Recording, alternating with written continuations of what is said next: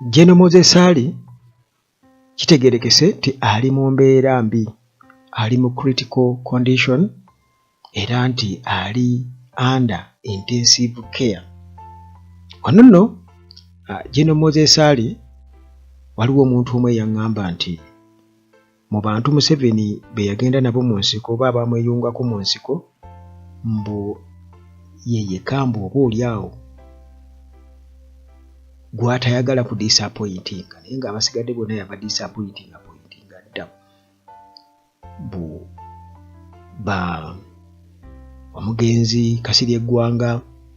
bonna baafa si basanyufu eri Museveni. Bakayira, ba Nadduli n'abalala ba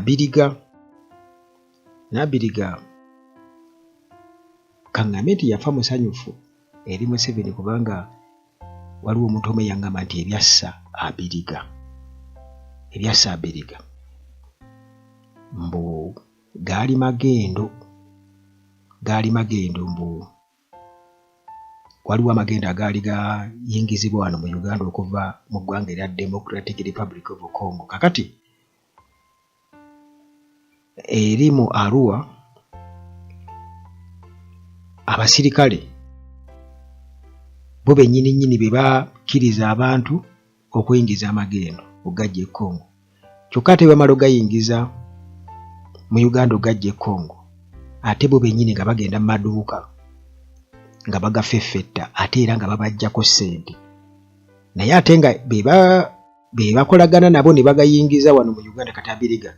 yali alemesa ddiiru ezifaanaganako bwe zityo mbu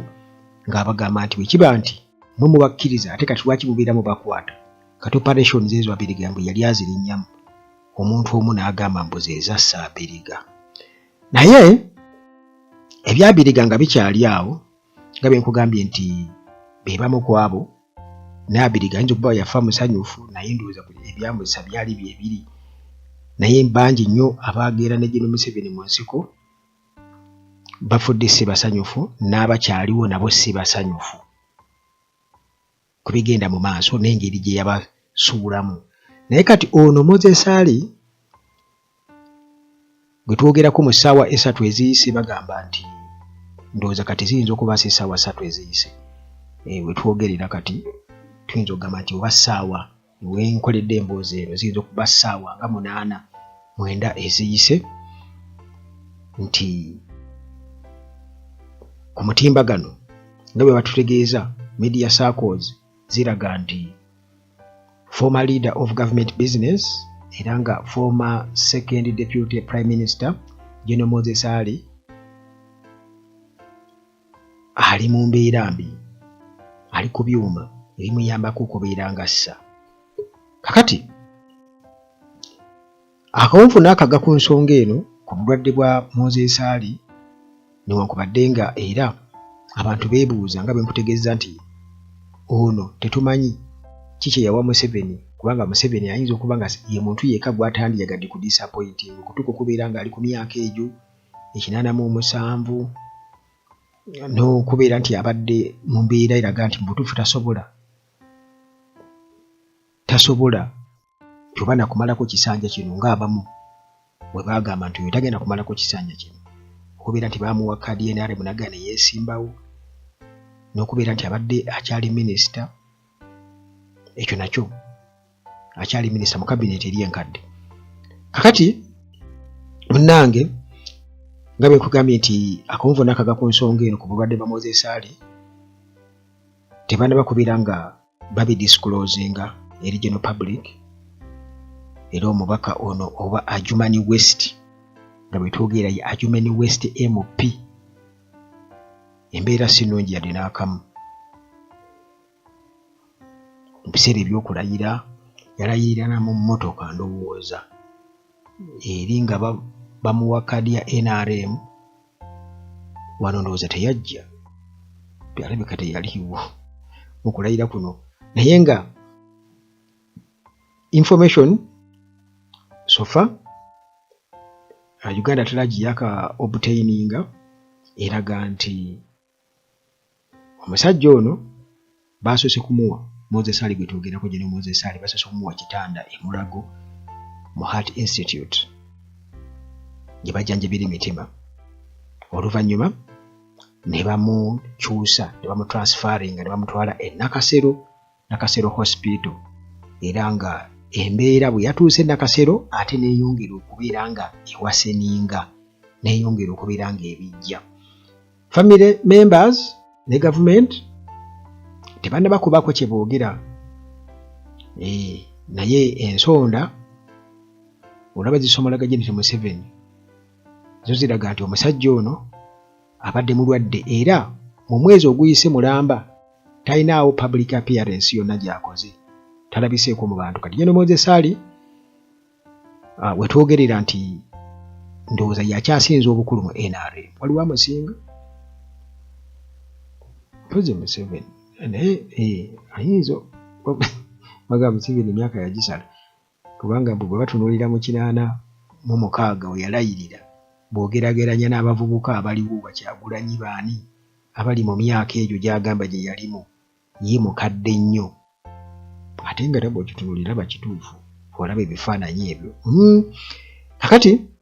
Moses Ali yali emyaka 87 era nga ekibiina kye kya NRM kyamulonda okubeera ng'atuula ku ICT committee mu parliament.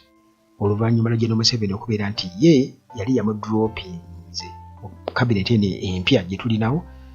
taliimu, kubanga embeera ye ey'obulamu si ye nnungi, tiyandibadde already nga tuwulira muwulire naye abaddewo kuba MP News namulaba atema ne ku ddansi awo. Kakati Museveni mu kumusuula nga bwe kugamba nti ayinza okuba ye muntu gw'atagala ku disappointing, ate era yaleeta mutabani we Sirai Ali n'amufuula minisita wa transport. Kakati munnange former second deputy prime minister and veteran politician General Moses Ali ali mu mbeera mbi, nizo gamba ali unwell and undergoing treatment at Nakasero Hospital in Kampala. Wano ku Uganda at large nga bulijjo tumusabira kuwona asooke, naye nga abantu already baali bayogera dda nti ono tebamusuubira kubeera nti amalako ekisanja kino n'okukituuka mu makkati okusinziira ku bantu bo nga bwe bamulaba embeera gy'alimu, naye nga omwezi gumu oguyise mabega talinaawo public appearance yonna gy'akoze, ekiraga nti ba family members ne gavumenti okusirika kwabwe kubaako ebibuuzo bingi, kubanga tebalinaawo nnyo oboolyawo kinene kyawo kyakumwogerako, bengi nti bakimanyi nti ku mbeera y'obulamu bwe nga bweri n'emyaka gye, ng'oggyeko eky'obutaagala kumudisappointinga, kubanga era bwe bamuze ne baleeta mutabani we, so nga ate abalala bonna abalwana ne Museveni ba family members babwe bali eyo, Museveni tamanyi na kumanya nti gye bali, yabasuulasuula dda. Kakati munnange katumusabire asooke atereere akomewo ku mirimu gy'okuweereza abaamulonda,